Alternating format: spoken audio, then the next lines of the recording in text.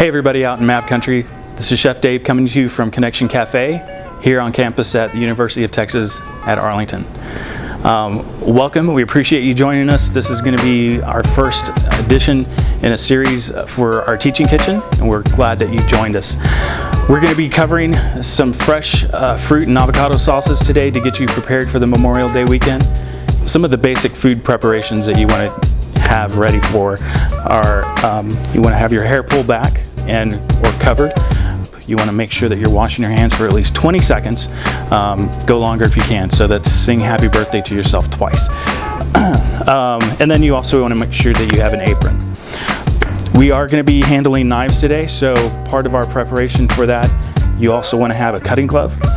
If it is a cutting glove that you have, yours personally, you always want to protect yourself on top of that by wearing a plastic glove over it. So we're going to put our cutting glove on.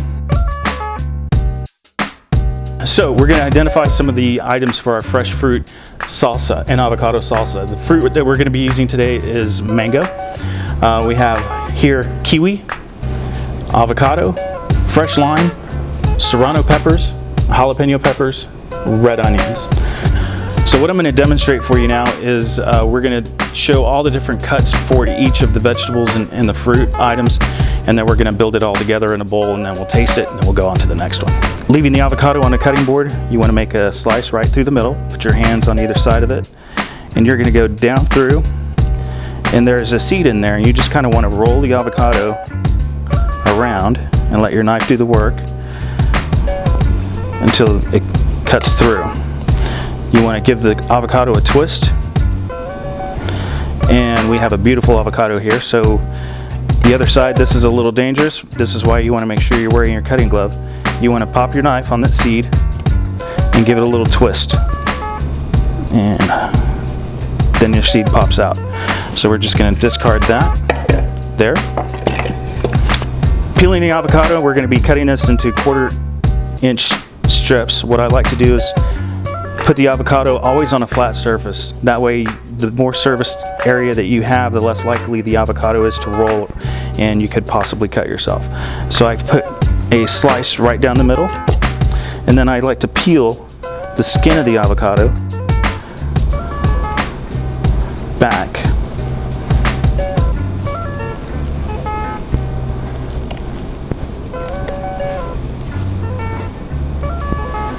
Leaving me a nice piece of vegetable or fruit there.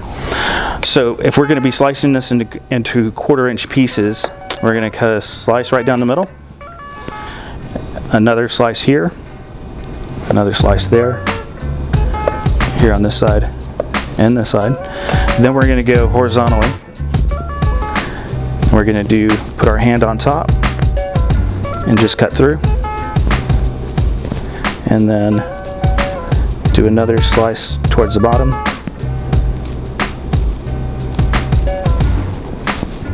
and cut through. Kind of put it back together, and then cut down into 1/4 inch pieces.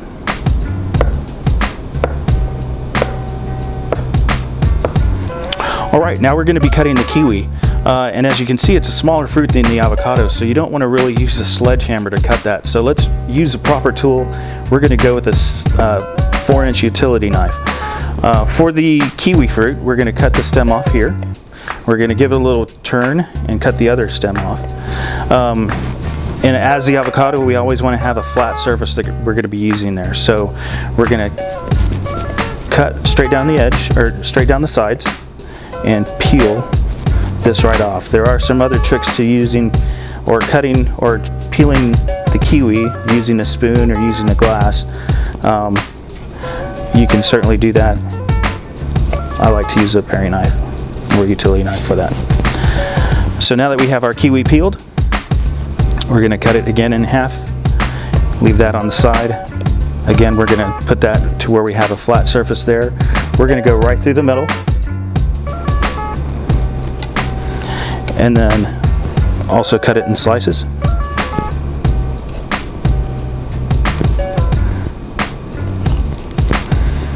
Turn it, and then go down the front. There's your diced kiwi. All right, now we're going to cut the mango. So looking at it from your direction, you have the stem part here. Right here in the middle is the seed. The seed is kind of right there. So we're going to cut about an inch away from the middle, and we're going to remove the stem also, just so it doesn't get lost in the mix. So we're going to cut right here, just off the side, and it should go straight through. So as you can see, right here is the seed. We're going to turn it and also go about an inch. So if you see where my knife is, I'm about an inch or a half inch away from center, and I should go right through. So I'm on the seed there, but just turn it and go right around. How to prep this into 1/4 inch pieces is I like to slice the meat, not all the way through the skin, just kind of ride the skin as I cut, and then I turn it and I come back through with my 1/4 inch spacing. Next, we're going to be dicing the red onion. The red onion has, obviously, we peeled it and took off all the skin. This is the root end, and this is the stem end. So what we want to do is we want to keep that root end on. We're going to take a slice off of the stem, and that gets thrown away. Put it again on a flat surface, and keeping the root on, we're going to slice right through the root to the top of it, and that's going to give us a nice flat area so that we can do our dicing. The stem or the root part is going to help keep your onion intact while we do some dicing, and this is proper culinary technique on how to dice an onion. So keeping your onion there, we take our chef knife and then we come down a little bit, 1/4 inch, and we give it another slice there. Then we're going to turn it and slice it this way. So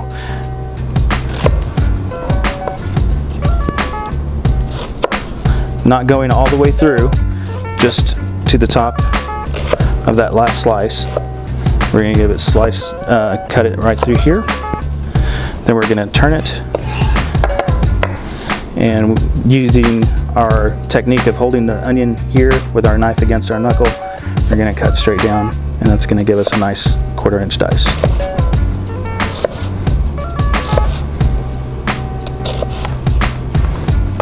And there's your diced onion. What we're going to do is we're going to do a couple different techniques while we cut these. I'm going to show you how to first julienne, or actually seed, and take out the pith where most of the capsicum oil is stored. Depending on how hot you want to have your salsa, you can keep that in, or you can remove it. What we're going to do today is we are going to remove all of the pith and the seeds from both peppers. We're going to julienne and then mince. All right, so we're going to start with the jalapeno. I like to just trim off a little bit of the point and also the stem, and then come straight down the middle for that slice. All right, so this is your jalapeno. This white part is called the pith, and as you can see, sometimes you'll see little orange threads that are going through here. That's where all the capsicum oil is stored in the peppers. We're going to remove that, so I just kind of like to push it down a little bit and put my utility knife here and just go straight down and remove that from the pepper, so that I'm left with just the pepper, just the meat part of the pepper. You can also come inside here and just run your utility knife through, get those veins out, knock out the seeds, and then come back through again and pull out that pith. Okay, so we've seeded both peppers and cleaned them. So now we're going to do the julienne slice, and then we'll go into the mince. The julienne slice is thin strips that you'll do with the pepper, and we'll do the serrano first,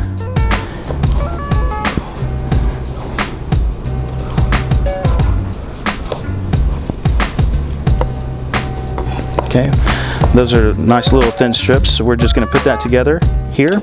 Let me pull my glove up a little bit, and then we're going to go bring these all together to where they're the points. We're going to put our knife down and we're going to slice right through and do as small cuts as possible, giving us a nice little mince.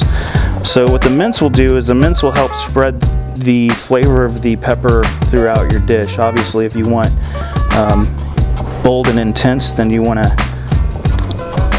chop it a little bit bigger or larger before you put it into your dish. So there's a minced cut on the serrano. I'll mince the jalapeno and throw it in, and we'll move on. All right, now we're going to slice the lime, or juice the lime actually. And kind of what I like to do is, this is my microplane. I like to get a little bit of the skin because it has the essential oils and flavors of the lime. What we want to do with the lime is just really scrape the outermost part, so just the green. We're going to do that right over the dish so that we don't lose any product. But it's very light, and as you can see, once you slice it, you start to see the white. If we get to that white, the white part is very, very bitter. That's the inner lining of the lime. I don't want that. I just want the outer edge that has all the oils. I'm not going to do too much, but I always like to add just a little bit to my salsas whenever I do have a citrus product. You can do this with orange, lemon, obviously, and lime. So that's just going to give us the little skin or pieces of that. So this is the zest of the lime, and that's going to bring out a little bit of the flavor. So once we've zested whatever we want to get off the skin, we're going to slice this in half, and using a hand juicer, we're going to place the cut part down and go right into your dish, or half a lime. Since it's got mango and some peppers in there, I want to do both sides. So one full lime. All right. Excellent. So thank you for sticking with me through all that cut work. So here's our finished product. This is what it looks like stacked. You can see the serrano peppers and the onions and the mango, and down at the bottom the avocado, and you can see the lime juice and the kiwi all in there. So we're just going to give this a little bit of love and mix it around so that it all gets incorporated nicely. So I would suggest this going on top of maybe some shrimp tacos or some like an Asian chicken salad. This would be really good and really brighten that up. Awesome, that's got a really nice flavor, real bright and ready for summer. So on behalf of Maverick Dining, really appreciate y'all joining us today.